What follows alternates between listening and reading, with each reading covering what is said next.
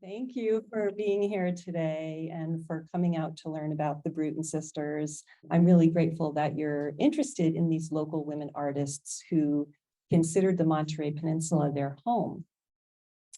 So the Bruton sisters had very long and prolific art careers, and they were actually quite famous in California in the 1920s and 30s.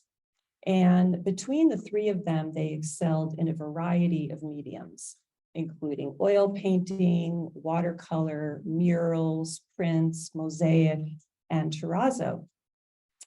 And this photo was taken by the acclaimed photographer Imogen Cunningham, who was a very close friend of the Bruton sisters. And at the time this was taken, the sisters were in their early 30s, and all three were accomplished artists. Helen is on the left, Esther is in the center, and Margaret is on the right. Normally, when I give a talk about the Bruton sisters, I have about 40 minutes. So I'm grateful that we have more time together so that I can go into a little bit more detail. With that in mind, I'm going to start out a little bit differently.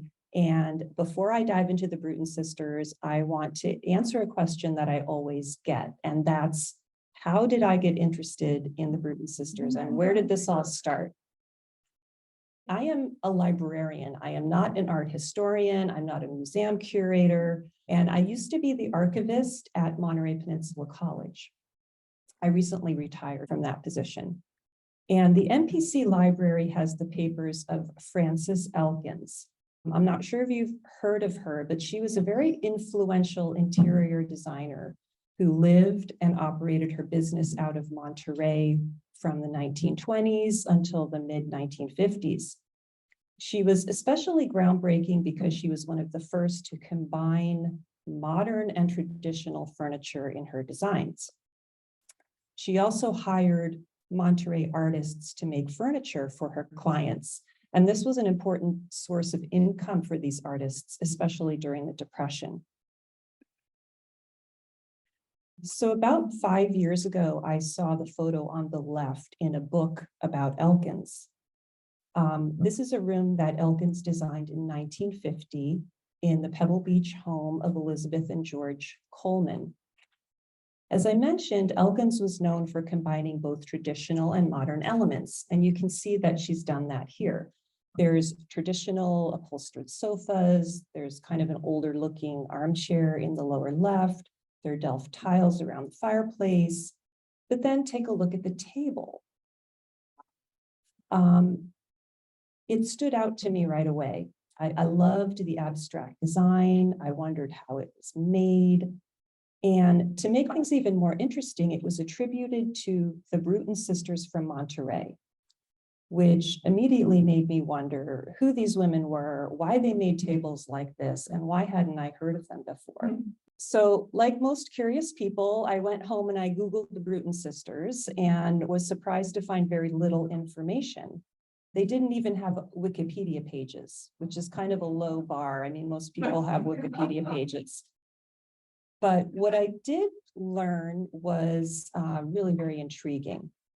So I started looking at Monterey and Bay Area newspapers from the 1920s and 30s and discovered headlines like these that really surprised me.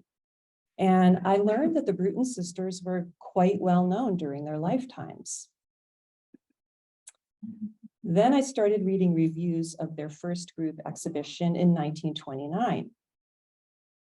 So the San Francisco Chronicle said, it is predicted that their work will be included among the really significant contributions of California artists within a few years.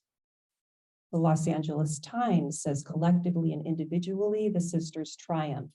The high average of these California girls' work, the clarity of their style, is a real influence on the side of intelligence in Pacific Coast art. The Art Digest, which is a national publication, called the exhibition both a collective and individual triumph. And then a couple of years later, the Oakland Tribune did a feature story on the Bruton sisters and said the old theory that a family can have only one genius is a fallacy, according to the praise won by 3 Bruton sisters, whose art is now attracting attention of critics. So after reading these reviews, I was even more curious. If the Brutons were getting this kind of acclaim and attention in the 1920s and 30s, why wasn't anybody talking about them today? And I'm going to answer that, but later on. So let's get back to the Bruton sisters. They were all born in the 1890s, and they grew up in an affluent family in Alameda, which is just outside of San Francisco. And they were devoted to art their entire lives. From the time they were toddlers, like you see here, until they were in their 70s, art was their passion and the main focus of their lives. Their parents were both Irish immigrants who settled in Brooklyn before moving to California. And their father, Daniel Bruton, was a self-made man who worked his way up to become an executive at the American Tobacco Company. So the family money came from tobacco. He was 27 years older than their mother. And although he was a great provider, he wasn't especially supportive of his daughter's ambition to become artists. So most of the credit for the Bruton sisters' artistic development goes to their mother, who you see on the right. This happens to be a portrait that was painted by Margaret Bruton, the oldest sister. Her name was also Helen Bruton, so the youngest Bruton sister was named after her mother. She was their biggest supporter, and she always encouraged them to be artists, despite her husband's disapproval. She allowed them to make a mess in the house. She arranged for them to take art classes and basically gave them permission to be independent spirits. So she's a really important person in their lives. This is the home in Alameda where the Bruton sisters grew up. And the photo on the right is what the house looks like today. It's a private residence, but it was designated a city historic monument in 2012. The big dormer window at the top is the attic where the sisters had their art studio. And you can tell from the house that the Brutons were a pretty wealthy family. And this family wealth was very significant for the Brutons because it allowed them to live independently throughout their lives. And they had no need to find husbands to support them. Margaret and Helen never married. Esther married when she was in her mid-40s, and none of the Bruton sisters had children. And I think that these were conscious decisions. They realized that if they had husbands and children, it would have been difficult for them to become serious full-time artists, which is what their dream was. So the Bruton family did quite a lot of traveling when the girls were young, and as still happens today and happened then, people from the Bay Area like to come down here to vacation on the Monterey Peninsula. They actually spent an entire year living in Pacific Grove. That was 1906. So they were here during the earthquake. And this is where their fascination with the Monterey Peninsula began for the sisters. The Brutons attended Alameda High School, and they also received quite a bit of formal art training, especially Margaret, who was the oldest. Margaret took classes at the California School of Design in San Francisco. Esther got a degree from the Parsons School of Design in New York. And from 1925 to 1926, Margaret and Esther studied in Paris, which was really the focal point for modern art at that time. All three sisters took classes at the very progressive Art Students League in New York. Their instructors were some of the most avant-garde of the period, and from the beginning, the Brutons were interested in modernism and modern art. Throughout their lives, the Bruton sisters were extremely close. They supported each other, they helped each other with their various art projects, and they navigated the early 20th century art world as a united front. Because they had this built-in support system, they were able to achieve more together than if they were individual women artists trying to make it on their own. Another interesting thing about the Brutons is that for the majority of their lives, they were full-time professional artists. Even though they were financially secure, it was still very important to them that they got paid for their work. And at that time, although many women had art as a hobby, to be a professional woman artist was an unusual achievement, and it was something that all three Bruton sisters accomplished. In the 1920s, when they were young adults, the Bruton sisters began spending a lot of time in Monterey.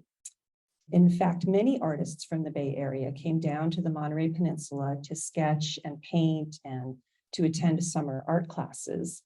And the Brutons were spending so much time here that they built this little house in Monterey in 1924. And it was on the corner of Cass and El Dorado streets in a neighborhood where many artists lived at that time. We know today that that's a pretty busy intersection, but in the 1920s, it was just a dirt road. Initially, this was a second home, although they moved there permanently in 1944 when they sold their home in Alameda. And after the sisters died in the 1980s, this house had to be torn down because it no longer met code requirements. So today there's a medical office building on the property, which is no surprise, right? So we know there was, or we probably all know that there was a well-established art colony in Carmel by the Sea at this time. But a lot of the younger, more progressive artists were drawn to Monterey because they wanted to study with Armand Hansen. Hansen was originally from San Francisco, but he moved to Monterey in 1913, and he was really at the center of the local art scene during the 1920s. When he was young, he worked on a fishing boat, and he liked to paint scenes of that lifestyle. And his works are full of movement and energy. He used bold areas of color and broad brushstrokes. And his work was really groundbreaking at the time because he was kind of moving a step beyond Impressionism.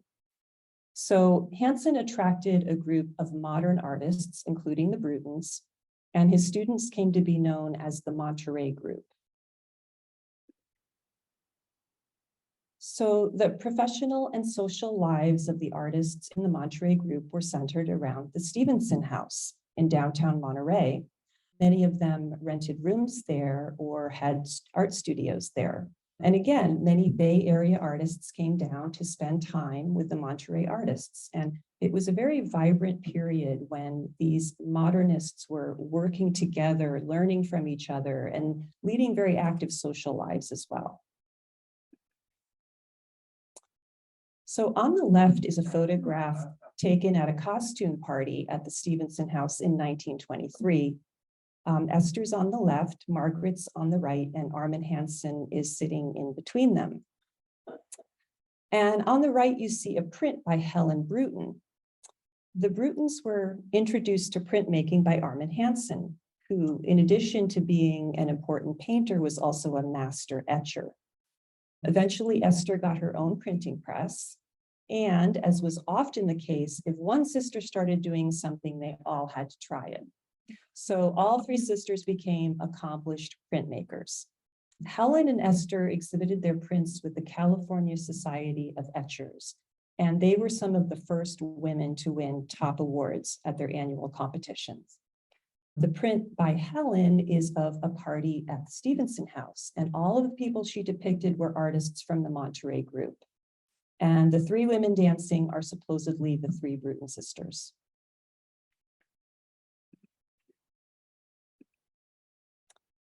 And here are some other examples of the Brutons' graphic work. On the left is Margaret's woodcut of the Stevenson House, and on the right is Esther Bruton's etching of August Gay.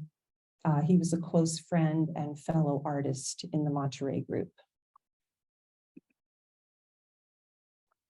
And this is a work by Helen that shows the Brutons' neighborhood on Cass Street in Monterey, which, as I mentioned, was still quite rural at this time. You can see cowboys on horseback riding on the dirt streets. And you also see barns and rolling fields and the Monterey Bays in the distance. And again, many of the people depicted in this work are real people Helen knew. Here are some other local scenes by Margaret Bruton, including a print of Carmel Mission. And on the right is a painting on a screen depicting Native American life in Carmel Valley. And this screen received rave reviews when it debuted in 1925. As of the 1980s, it was in a private collection in Walnut Creek, but I don't know where it is today. The local artists like to picnic on the beach, just like we do today. And this is a painting by Helen Bruton showing the Monterey group on the beach with their dogs. The lighting seems to be coming from a beach fire, although you don't see a fire in the painting. And it's a very bohemian scene, including naked women who are drying off after a swim. So this work was acquired by a private collector, and unfortunately, it was destroyed in the 1991 Oakland Hills wildfire. But we're fortunate that we have this very good color photograph of the work. The Monterey group wasn't around for very long, and the artists had gone their separate ways by the late 1920s. Part of this was because of the Great Depression, but another reason was that the artists eventually broke away from Armin Hansen because they felt he wasn't progressive enough. They were becoming more modern, and they no longer felt they had anything to learn from studying with him. And this includes Margaret Bruton. This is her oil painting Barns on Cass Street, which is in the collection of the Monterey Museum of Art. And rather than trying to depict the landscape in a realistic way, Margaret has kind of reduced it to geometric shapes and areas of solid color. The perspective isn't really realistic. It has a kind of a flattened appearance. And overall, things are becoming slightly more abstract. So this is modernism, and it's a step beyond what Hansen was doing.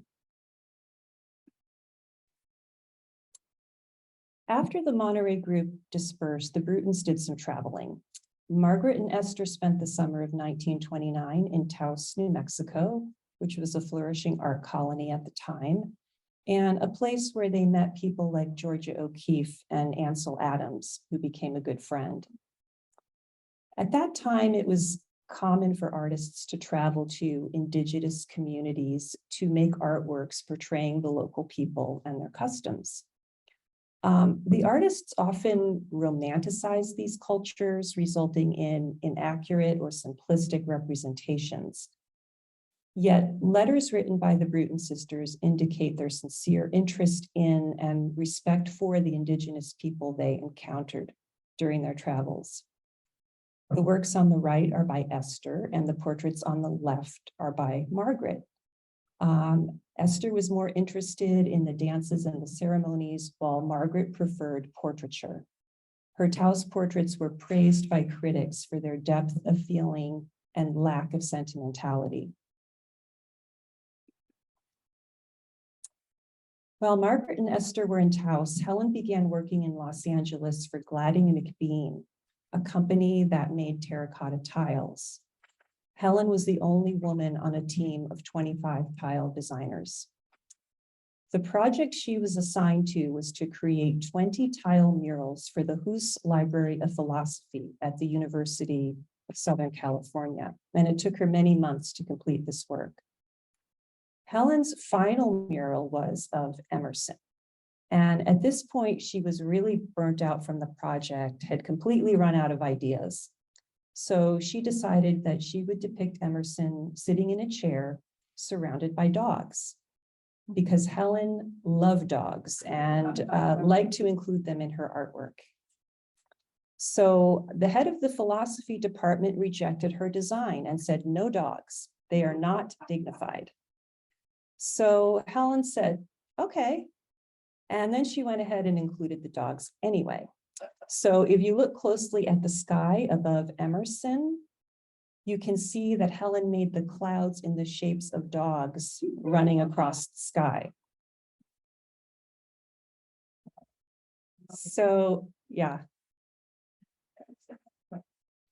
Over time, as so often happens, in particular with women artists, Helen's contributions at USC were forgotten.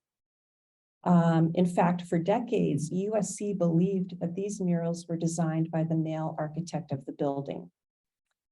It wasn't until 2019 that I provided documentation proving that these murals were the work of Helen Bruton. Thank you. So during the 1930s, the Bruton sisters moved back to their family home in Alameda, and their art careers were centered more in the Bay Area. In San Francisco, they became close friends with the sculptor Ralph Stackpole, and through him, they met artists like Diego Rivera, Frida Kahlo, Maynard Dixon, and Gottardo Piazzoni, among many others. As I mentioned earlier, Imogen Cunningham was one of the Bruton sisters' closest friends. She is incredibly well respected today, but at that time, she was more of a struggling photographer and a single mom to 3 boys. So the Brutons babysat her children, and Cunningham stayed with them whenever she came to Monterey for a workshop or an exhibition. And she photographed the Brutons throughout their lives and was an important figure in their circle of friends. In 1930, the Brutons were invited to a small party in San Francisco in honor of the renowned French artist Henri Matisse. He was on his way to Tahiti and spent just 2 days in San Francisco, and he never came back to San Francisco again after that. The sisters were absolutely thrilled to be invited to this party and to meet this huge figure in modern art who they really idolized.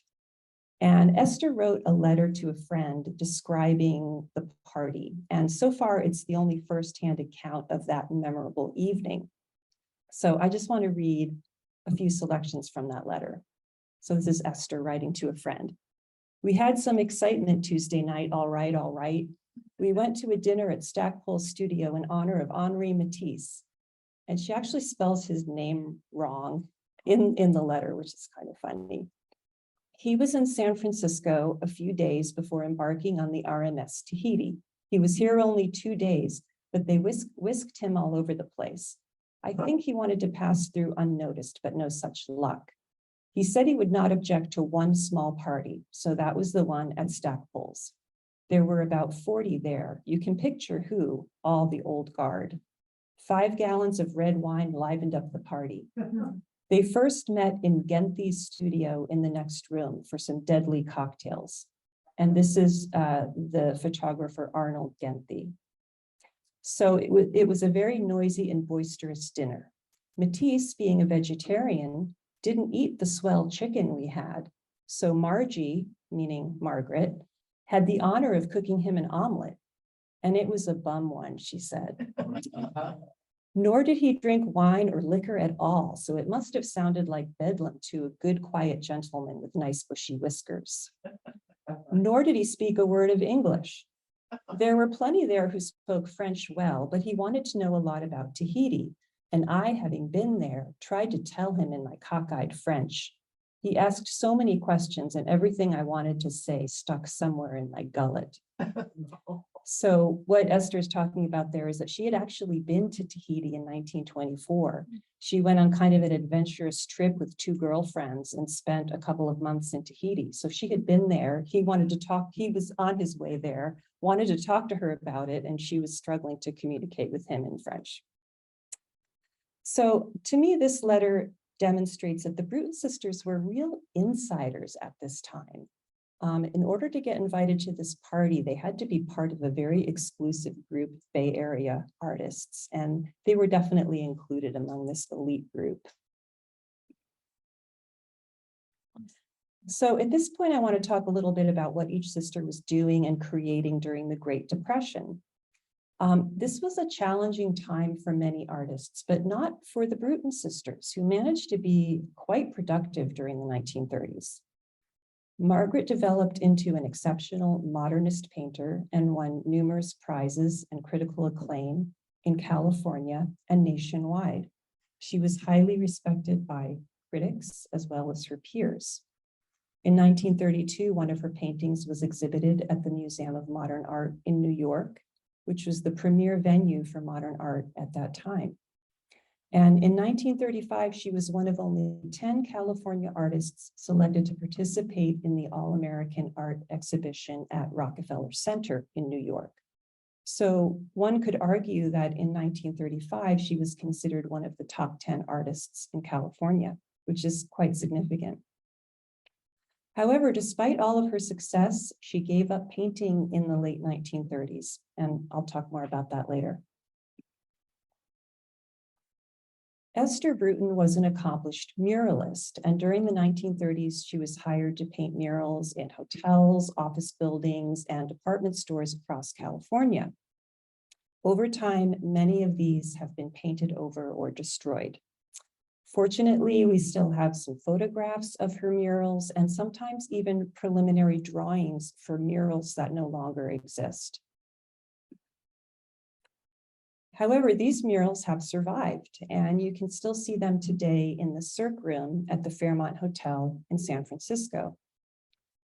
In 1935, Esther painted 9 circus-themed murals on a gold leaf background. You get a sense that these murals are very sophisticated, yet they also have a sense of humor, which is very characteristic of Esther's work. The murals were so popular that the bar named a cocktail after Esther. They called it the Eckie, which was her nickname.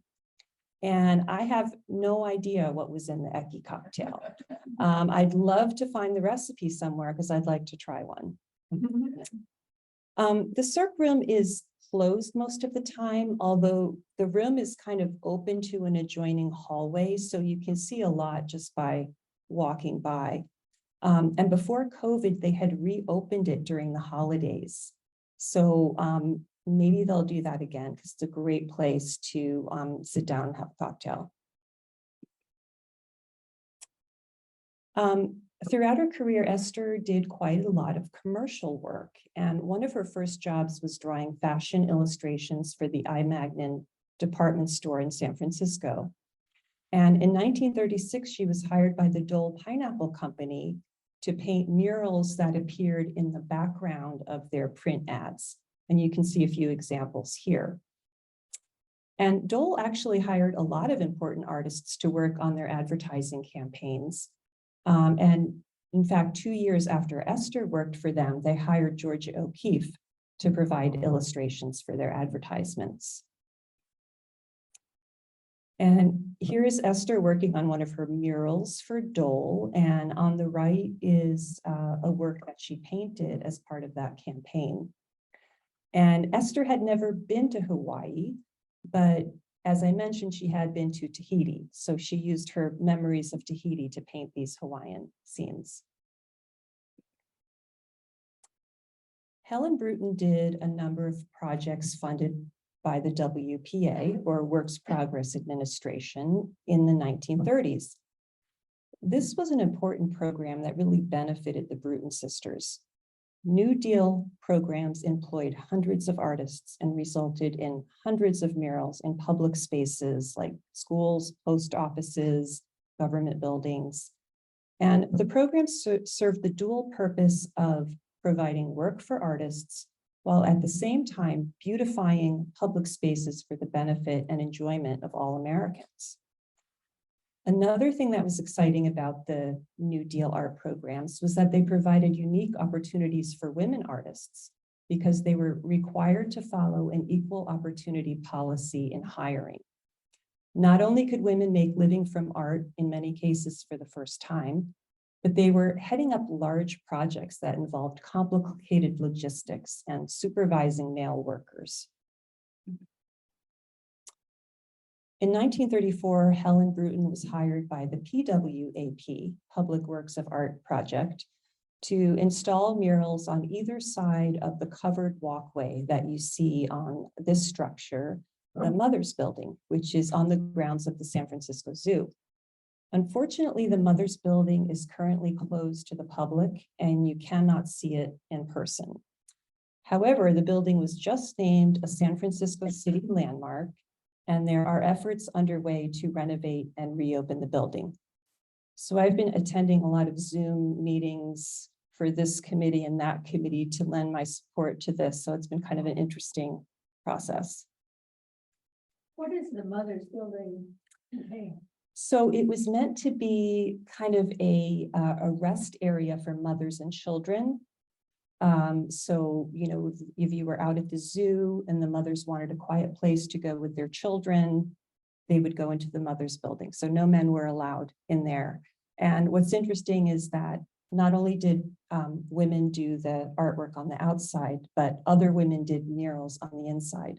So it's one of the few, perhaps only, WPA project that was done only by women. So it's got a great history. I'm really glad they're going to reopen it to the public. So these are Helen Bruton's plans for her murals. And given that the murals were at the zoo, she included children and animals in her design. And on the right is St. Francis, the patron saint of animals for whom the city of San Francisco is named.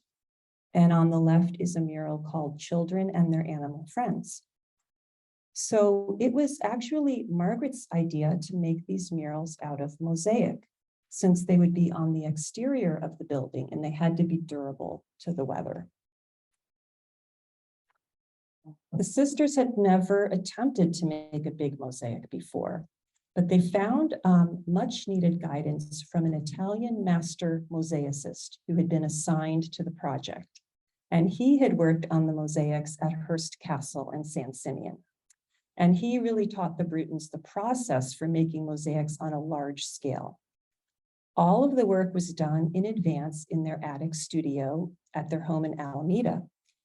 On the left is Helen's design for one of the mosaics, which shows that she divided the work into more than 90 different sections. Just to give you an idea of their process, they made 2 full-size drawings of the mural and cut them into sections. Then they laid the first drawing out on the floor and they glued the little tiles to the piece of paper. Then they glued the identical piece of paper on top, kind of making a sandwich of each section. Then they would take all these little sandwiches and pile them up and take them to the job site.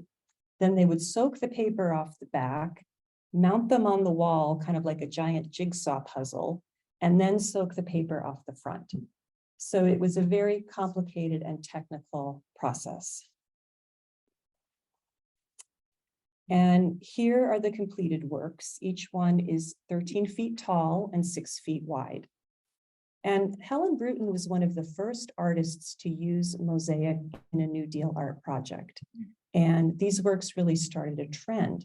And other WPA artists began working in mosaic as well.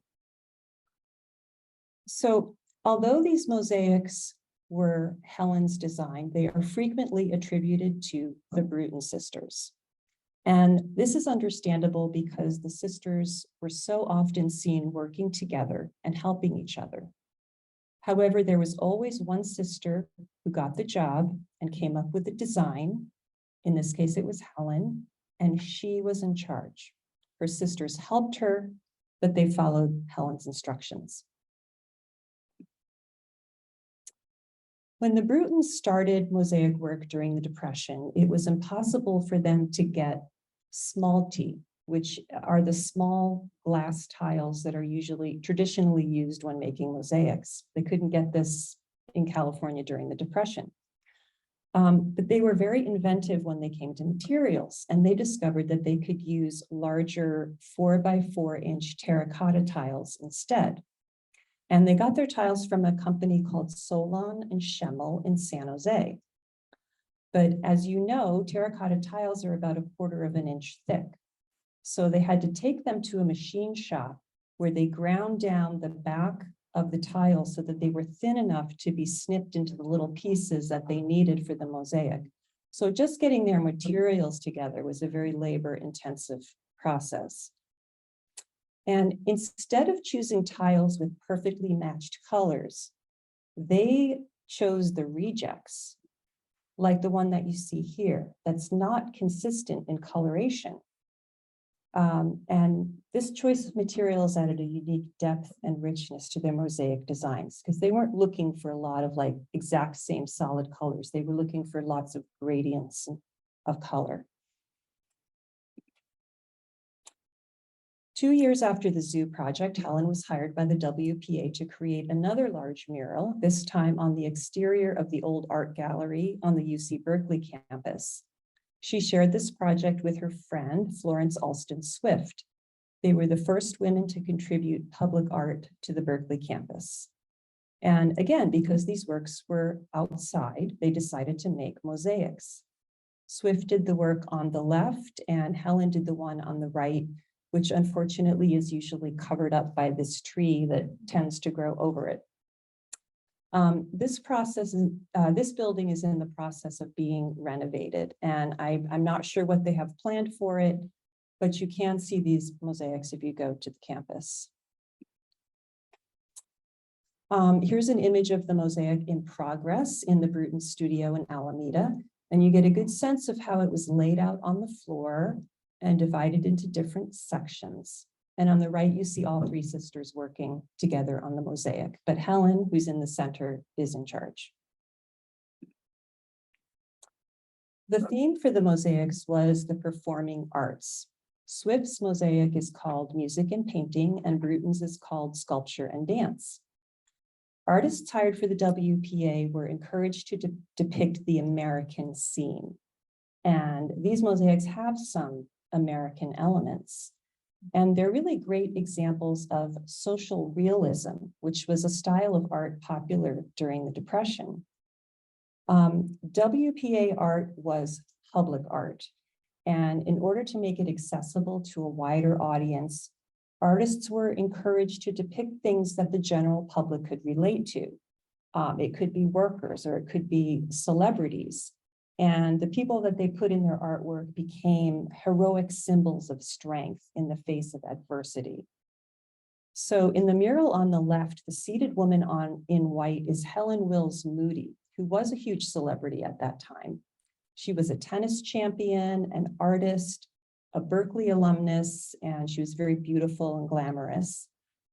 She actually had an affair with Diego Rivera, and she appears in some of his artwork as well. In Helen Bruton's mural on the right, the seated man was based on a real person, a friend of Helen's who was a sculptor. And he is powerful and muscular, and he brings to mind the glorified and heroic worker commonly seen in Depression-era murals. Now we're moving on to a commercial commission from 1937, when Helen was hired to make 2 mosaics for the Golden State Hotel at 144 Powell Street in San Francisco near Union Square. You can see the works here on either side of the entryway. In 1974, the hotel was renovated and they moved the mosaics to the inside of the hotel. So they're now just inside the entrance. And I have no idea how they moved them, but I'm really glad that they saved them. And here are Helen's preliminary designs. Whenever the Brutons made large-scale works, there was a lot of very detailed planning done in advance. They didn't just freestyle and throw something else on the wall. It was all planned out ahead of time. These works have a California theme.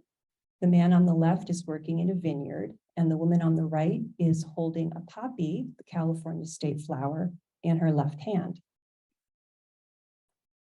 And here are the mosaics as they look today. They're actually larger than life size. They're about 10 feet tall and 7 feet wide. And they're mounted across from each other in a narrow hallway. So it's impossible to get a good photo of them straight on, which is why the photos look the way they do. You cannot see these works right now because the hotel, which is now called the Hotel Union Square, is being renovated. So it's closed. But it should reopen next year, and then you can just go into the lobby to see these works. What I love about these works is that they're fresh and modern, yet they also feel very timeless. Both figures are standing sideways, giving them the feel almost of Egyptian art. And the woman is dressed to look almost like a Greek goddess. So even though this isn't a WPA commission, these are still great examples of social realism. We have the shirtless heroic worker, and we have an idealized woman who is also working. She's carrying a basket of flowers on her shoulder. We have a beautiful rural setting on the left and an idealized urban scene with skyscrapers on the right. And I don't know if Helen intended this, but these mosaics provide positive messages about work and industry at a time when many people were suffering. And remember that originally these mosaics were on the outside of the hotel. So they were public works of art that anyone could view as they walked by on the sidewalk. So here are the Brutons in 1938. People who knew them said they were a striking group and they made an impression when they entered a room. They were described as tawny-headed women with a wit, sparkle, and zest for life and work. By this time, the Brutons are in their early 40s. All three are award-winning artists, and they are about to be given a huge opportunity. So now we're going to talk about the Golden Gate International Exposition. And this was a World's Fair held in San Francisco on Treasure Island, which is just outside of San Francisco, in 1939 and 1940. And the fair celebrated the opening of the two new Bay Area bridges, the Golden Gate Bridge and the Oakland Bay Bridge. And a number of architects were hired to design the different areas or courts of the exposition, and San Francisco architect Timothy Pfluger was assigned to the court of Pacifica. And Pfluger was known for his Art Deco style buildings. And he had worked with the Brutons before and really admired their art. So he asked them to create a mural for the court of Pacifica. In fact, Pfluger was the one who hired Esther Bruton to paint those circus murals in the Cirque Room. So the Bruton sisters' artwork was so highly valued at this time that they were selected to execute the largest artwork at the fair, and they were paid a $20,000 commission, which was the largest contract awarded to any artists. There was a lot of discussion in the press about this $20,000 figure, which is equivalent to $420,000 in today's money. So this was a lot of money to be earning at the end of the Depression. And the sisters themselves said they were flabbergasted by the amount. And expectations were very high for the Brutons as they planned their mural, which they called the Peacemakers. The San Francisco Chronicle called it one of the most significant murals ever conceived and the theme piece for the fair. And their fellow artists were really confident that the sisters were up to this challenge. A San Francisco Arts Journal reported, "It is the general feeling among the artists' colony that this large commission has been placed in excellent hands. The Brutons seem to possess the ability to work together in perfect harmony of style." And this is one of the few projects that the sisters really shared equally in terms of design and execution. This is an early plan for their mural. As I mentioned, it was called the Peacemakers, and it was all about East and West coming together in peace. Once they had their design, they had the challenge of how to execute it. They were worried that if they just painted a mural on the wall, it wouldn't have the impact that it needed. Yet if they tried to make it a three-dimensional bas-relief using plaster or cement, it would be too heavy and too difficult to mount up on the wall. So the technique they came up with was to make each section of the mural out of a 4 by 8 foot piece of plywood. And you can see here how they placed a grid pattern on the drawing to divide it into 4 by 8 foot sections. So just to give you an idea of the size of this work, those little rectangles represent 4 by 8 foot sections. So one thing we know about the Brutons and what you've already seen from some of their preliminary work is that they carefully planned out their large works in advance. So for this mural, they made 277 small cardboard tiles measuring 2 inches by 4 inches. They drew their design on these cardboard tiles so they knew what would have to be on each larger 4 by 8 foot section of the mural. Their next innovation was to cover the plywood with masonite. Masonite is a thin, flexible board made of engineered wood, and it's soft enough that you can carve into it. So they layered pieces of masonite on top of the plywood base to create a thickness of anywhere from 1 to 4 inches. Once they had the panels prepared, they carved their design into the masonite so that they achieved a 3-dimensional effect. By the time they were finished, they had hand-carved 277 panels that covered more than 8,000 square feet. Obviously, they needed a very large area to work in, so they rented space in a furniture factory in Oakland. The sisters did all the hand carving themselves using small knives.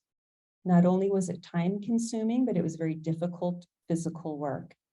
They were on the job from 9 to 5, Monday through Saturday, for 9 months to complete the mural. And here's an image of the completed mural. At the center is Buddha representing the East and a woman in a robe representing the West. There are friezes on either side of the 2 central figures representing the people who live on either side of the Pacific. In the background are world-famous architectural sites. Throughout the mural, you see a wave pattern that symbolizes the Pacific Ocean. And the mural was meant to demonstrate the slow march of mankind toward peaceful ideas of East and West. And the people of the East and the West are indeed facing each other, and they look like they're kind of walking toward each other. So as we discussed, the Peacemakers was really big. And in this photo, if you look at the bottom, you can see some people sitting and standing below the mural, and this gives you a sense of its size. And I have provided some impressive statistics relating to the size of the work. And Helen Bruton always liked to point out that Buddha's ears were 6 feet tall. There are a lot of black and white photos of this mural, but here you can see that it was actually painted in fairly bright colors. The Brutons themselves recognized that their message of world peace might be considered naive. Margaret Bruton was interviewed by the Christian Science Monitor, and she said, "Some critics have scoffed at our idea as far-fetched, but is it? Regardless of outward differences of race, creed, and customs, we must continually strive to keep before us the realization of the brotherhood of man." Now, of course, the irony is that the sisters were projecting this optimistic vision of world peace, just as we're about to enter World War II. So most everybody loved this mural. It was described as beautiful and massive, an outstanding artistic achievement, and one of the most outstandingly successful mural decorations at the exposition. And the Brutons were very proud of it. As Helen said, "I am convinced, and not necessarily from conceit either, that time will prove what we have done to be as important a contribution to the success of the exposition as any other single feature there." According to the Brutons' contract with the exposition, the sisters were to be paid 4 installments of $5,000 each, with the final payment made when the mural was in place. But a month after the mural was completed and up on the wall, they had received just 2 of the 4 payments. The first $10,000 had been spent on the supplies for the mural and paying their assistants. And as Helen said, we're counting on the last 2 payments to pay us for this year's work. It has cost us too much to make this present. So Helen had to write to one of the treasurers at the exposition, and she said, "If we don't receive the balance, or at least the third part, very soon, we will be obliged to turn the matter over to our attorneys." So after Helen wrote that letter, they received the additional $10,000. Helen was really the business manager for the sisters, and she worked really hard to make sure that they got paid for the work they did and they were not taken advantage of, because of course that happened sometimes. One of the attractions at the fair was a huge art exhibition in the Fine Arts Building, featuring all kinds of artwork from old masters to modern art. And during the second year of the fair, Timothy Pfluger had this wonderful idea to have a demonstration in the Fine Arts Building called Art in Action. And his idea was to put artists on display so that visitors could view them while they worked. And at the time, this was a very inventive and unusual program. Pfluger asked Helen Bruton to be in charge of Art in Action. And at first, she wanted to get famous artists involved. So she was working all of her art connections, and she wrote to Salvador Dali, and she wrote to Alexander Calder, who was becoming famous for his large mobiles. She had gone to high school with one of Walt Disney's closest business associates, so she tried to get Walt Disney animators to participate, but none of these plans worked out. So instead, she recruited her friends, most of whom were Bay Area women artists. And this is a drawing that Esther Bruton made of Art in Action. And you can see there's Timothy Pfluger with wings in the upper left-hand corner, kind of hovering over everything. And the artists who participated earned $1 a day to pay for their lunch. And it was Esther's idea that the artists should also be allowed to display and sell their works at the venue to make extra money, which they did. As Helen said, the artists all had such a good time. It was just like a circus going on. And in Esther's drawing, you can see a woman artist painting a model while spectators look on. And because Helen had recruited her friends and colleagues to participate in Art in Action, visitors were able to observe large numbers of women artists at work. So perhaps unintentionally, Helen had become an advocate for women artists with the Art in Action program. And they even held a reception specifically to honor the women artists.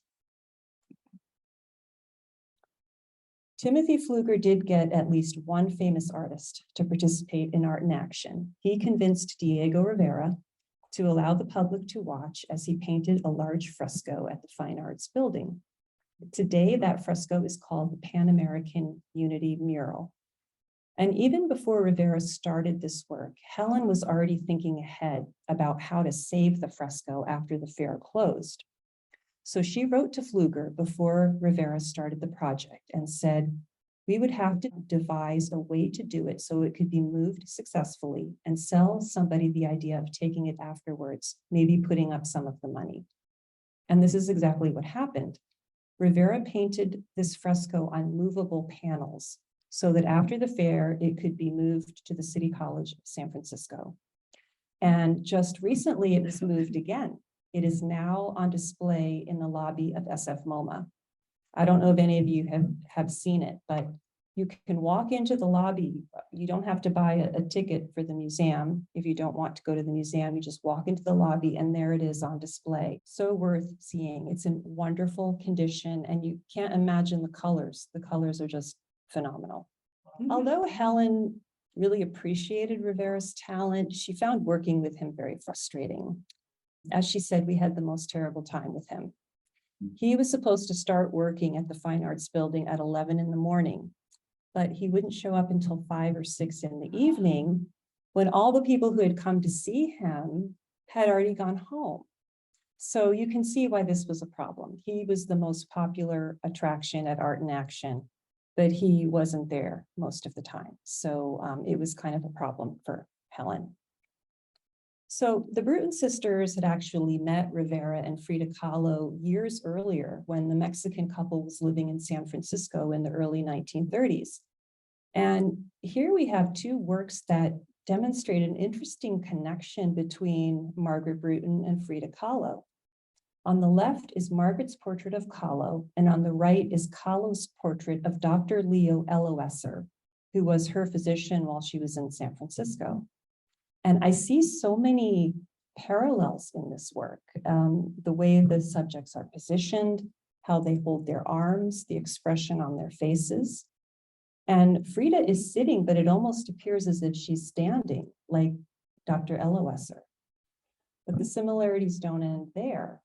Kahlo's portrait includes a drawing by Rivera in the background, which you can see hanging on the wall to the right. While if you look in the upper left-hand corner of Margaret's work, you see Kahlo's portrait of Dr. Leo Eloesser.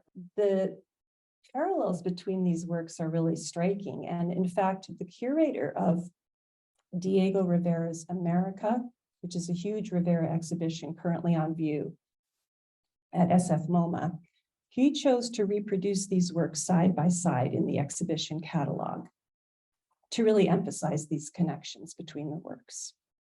So despite the challenges with Diego Rivera, the Art in Action program was a big success for Helen and everyone involved. It was described as one of the most interesting and successful innovations at the exposition. The Magazine of Art reported that the Art in Action project so dominates the Fine Arts building that it breathes its life into all sections. And even Rivera gave his support when he said, "What a show. This is the most stimulating way to create a richer understanding of arts among the public." As the exposition began to wind down, Helen organized a party to thank the artists who had participated in Art in Action. They were asked to come in costume, dressed as one of the paintings from the Fine Arts exhibition. Helen and Margaret came to the party dressed as house painters, and I have no idea why. And Esther, as well as several other women, were dressed as Frida Kahlo. Now, Kahlo didn't attend this party, which is probably a really good thing, because I think it would have been really embarrassing if you were dressed as Frida Kahlo and then you ran into her at a party. But something similar happened to Timothy Pfluger. You can see him there on the far right. He's dressed as Diego Rivera. And sitting next to him on the sofa in the white shirt is the real Diego Rivera. And to the far left in the top hat, that's Ansel Adams. He had organized the photography exhibition in the Fine Arts building, and he also took a lot of photos of Art in Action. And the Bruton sisters and Ansel Adams became very close friends because, of course, eventually he moved to this area. So when the exposition ended after 2 years, the buildings and artwork began to be dismantled, including the Peacemaker's mural. The Bruton sisters were asked if they wanted the mural, but what were they going to do with it? They had no idea. So they allowed it to be destroyed. In the 1960s, Helen said, "Everybody thought it was very sad, but I never missed it. I don't think it's too bad that those things don't last. They're made for a certain purpose and they get a little sad looking afterward."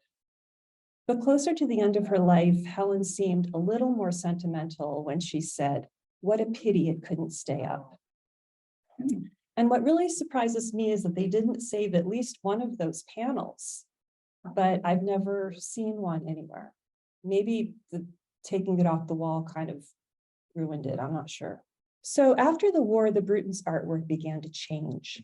They were always experimenting and innovating. And by the late 1930s, as I mentioned earlier, Margaret felt that she had done everything she could do with painting.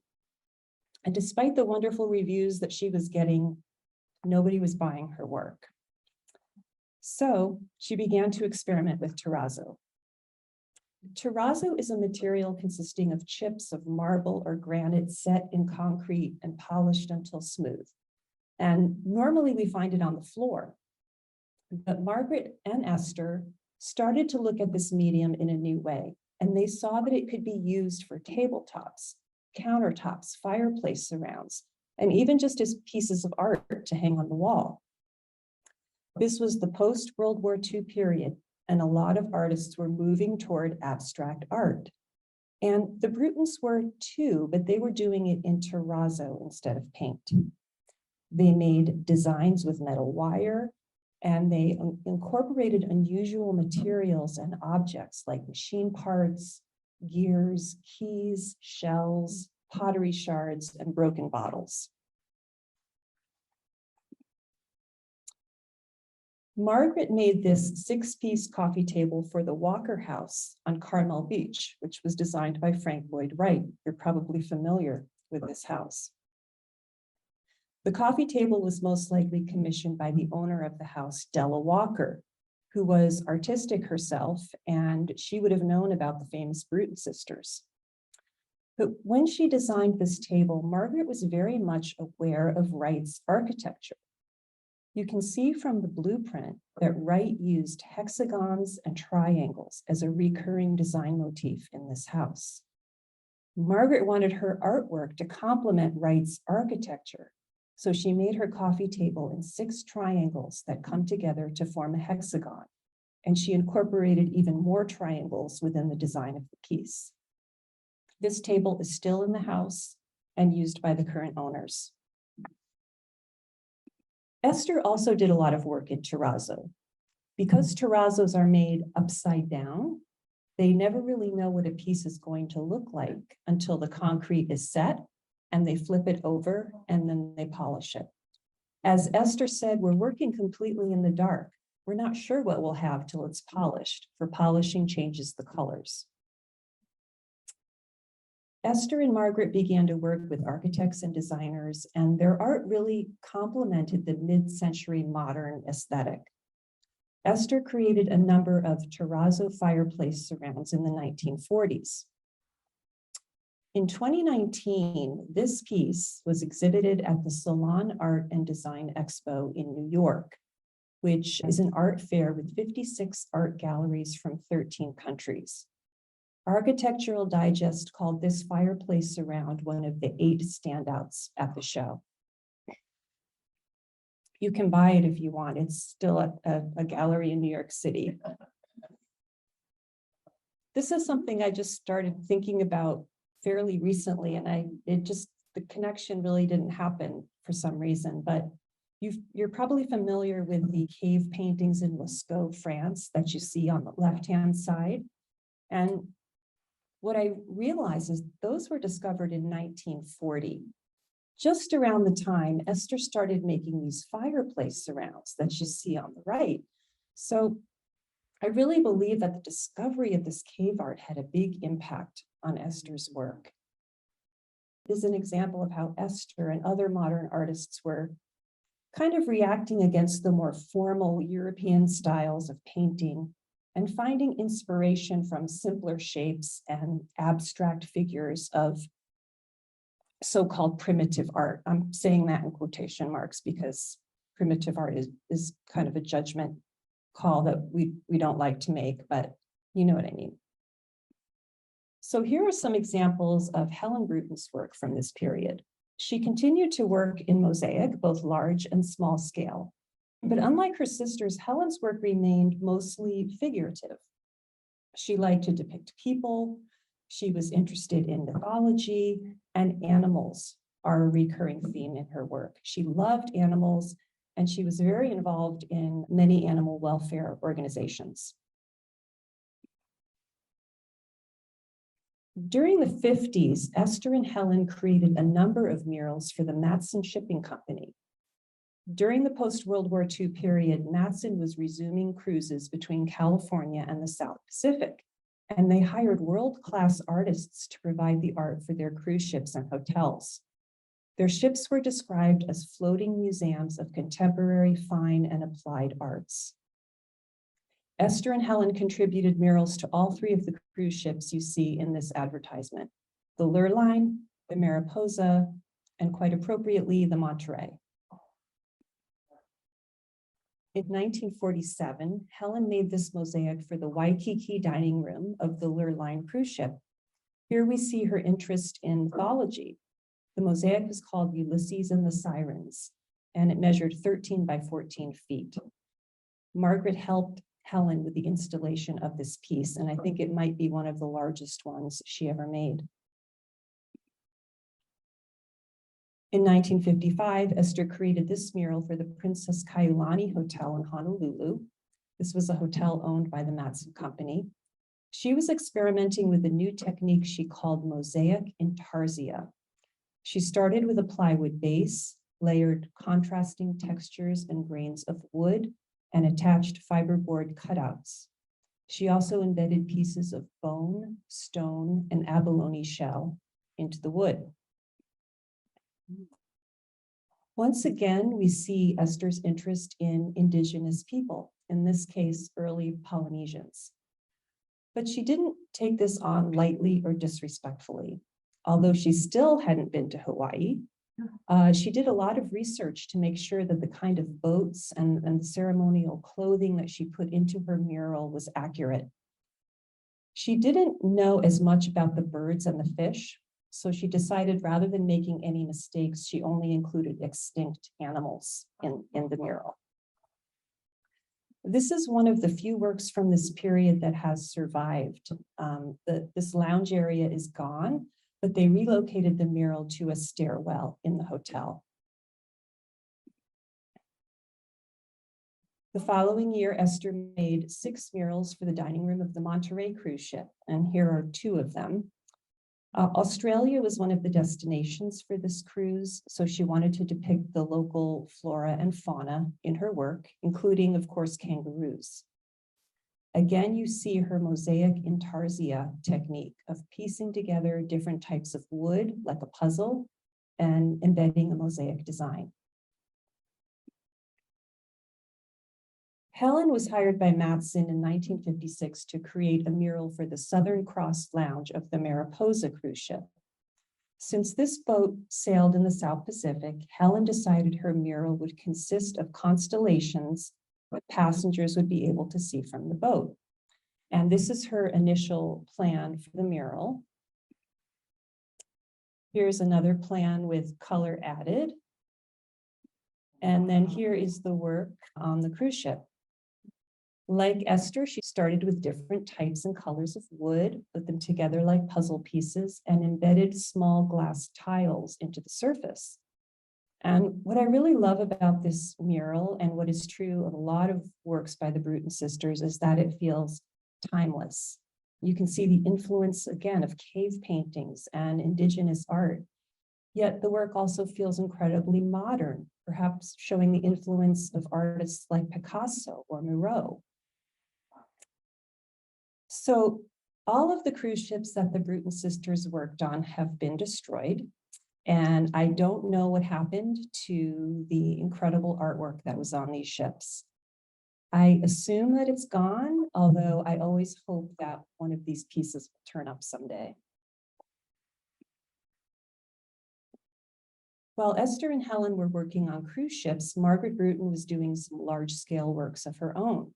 In 1953, she was hired to create a terrazzo mural for the lobby of a building on Wilshire Boulevard in Los Angeles.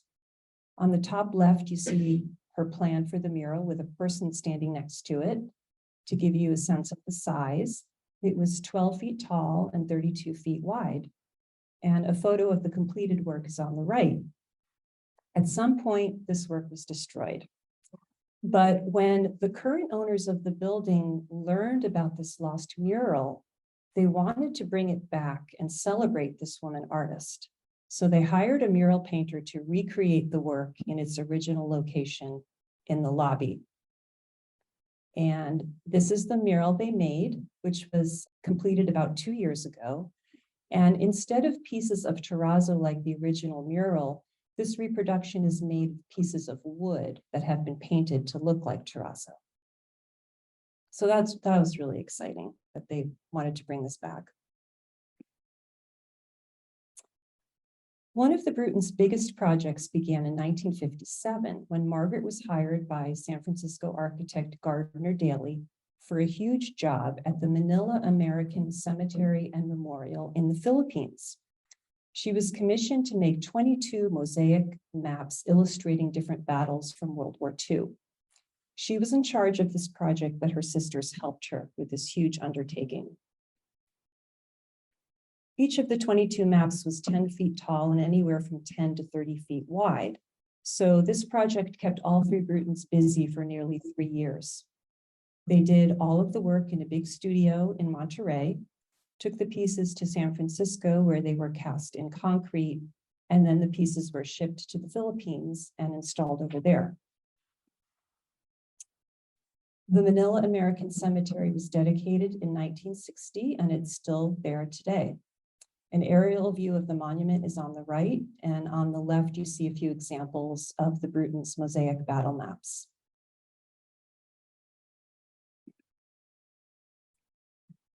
The Bruton sisters' last large project was for Buddha's Universal Church in San Francisco.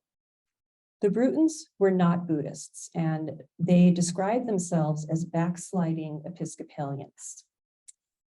But their work was admired by the congregation of this church, and they were asked to create 3 Buddhas for the church.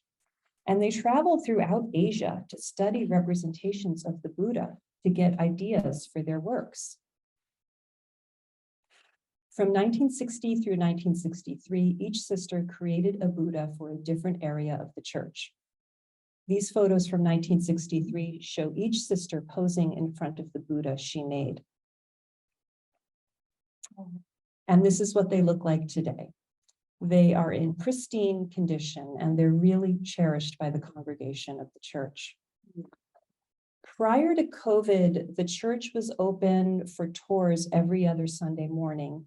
I don't think they're doing that again yet, but hopefully they will. If they do, I recommend going to see this church. It's an incredible building, and you can see these artworks, and it's a very interesting and welcoming place. What I love about these pieces is they kind of represent the sisters' style in its most mature form.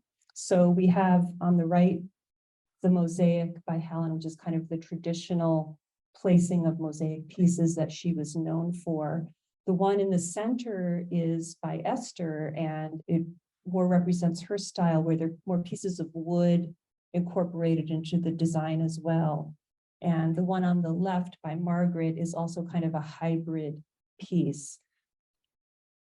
So you've learned that there's a good amount of Bruton sisters artwork in the Bay Area, but you may be wondering where you can find their work closer to home. And sadly, there's not a lot of it in our area. The Monterey Museum of Art holds a number of prints and paintings by the Bruton sisters, including the one that we saw earlier, Barns on Cass Street. They have that on display quite often. A lot of these works were donated to the museum by the Bruton sisters in the 1970s. This glass mosaic by Helen Bruton was exhibited at the De Young Museum in San Francisco in 1952. And a few years later, she donated this work to St. James Episcopal Church in Monterey. And nearly 70 years later, it's still hanging in the sanctuary. You can see another of Helen's works at the SPCA Monterey County. She donated this animal-themed mosaic to the SPCA when they moved to their location on Route 68. It's quite large. It's maybe about 10 feet tall and 4 feet wide. And it used to be mounted on the outside of the building. But when they did a renovation, they moved it inside. And now it's on display in the room where they have training classes for dogs. I think Helen would have been just fine with that. She would have loved that. So if you're ever going for lessons with your dog, keep a lookout for this mosaic. And this is the Monterey Harbor Monument at Fisherman's Wharf. It's in a spot that you've probably walked by dozens of times, and maybe you've never noticed it, but it's been there since 1963. And Margaret did the terrazzo work for this piece. And she signed it with her trademark initials in metal wire. You can see that MB, and that's how she signed her terrazzo works. And of course, Esther also had the same signature, except the M was tipped over to be an E, the EB. So during the 1970s and 80s, the Brutons were no longer doing much in the way of art, and slowly people began to forget about them and their remarkable careers. Margaret and Helen died in the 1980s, and Esther died in 1992. This is a mosaic headstone that the sisters made for their parents at El Encinal Cemetery in Monterey. And so I think we see here, we talked about this earlier, Daniel's death date, 1928, and their mother, Helen, looks like 1956. But there's no marker there to indicate that the ashes of all three Bruton sisters are buried on this site as well.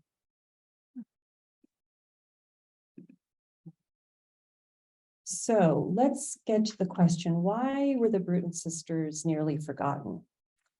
So there were some broader issues that contributed to this, including changing styles and tastes in art, discrimination against women artists, and also the fact that the epicenter of modern art really migrated to New York after World War II, and they were not part of that. But there were also a lot of circumstances specifically affecting the Bruton sisters. First of all three sisters died childless, as we discussed. So there was really no one in the next generation to advocate for them or for their artwork. Another factor was their unwillingness to discuss or document their long and successful careers. They were never self-promoters, they didn't like talking about themselves, and they made no effort to preserve their own legacies. Even when scholars and art historians wanted to interview them later in life, the sisters usually refused to cooperate. And as a result, they were left out of a lot of reference books and biographical dictionaries that would have helped document their accomplishments. Another problem, which is a problem for many women artists, is that over time, some of their works have been misattributed to male artists, such as the mosaics that Helen made for USC that I talked about earlier. And on top of that, some of their best pieces have been destroyed, including Esther's murals and their work on cruise ships. And some of Margaret's best paintings were acquired by a private collector, only to be destroyed in the Oakland Hills wildfire of 1991. So they've really had a lot of bad luck when it comes to their legacy. Fortunately, all of this is changing. And in the 21st century, people are getting interested in the Brutons again and rediscovering just how talented and creative these sisters were. As you know, floating around are a few copies of my biography about the Bruton sisters called Sisters in Art. It's available on Amazon, or you can get it from local bookstores. They may or may not have a copy in stock, but they could certainly order one for you. And I also want to share some very exciting news for next year. I'm guest curating an exhibition at the Langston Institute and Museum of California Art at UC Irvine. And the show is called The Bruton Sisters, Modernism in the Making. And it will open in February in Irvine, and then it's traveling to the Monterey Museum of Art next summer.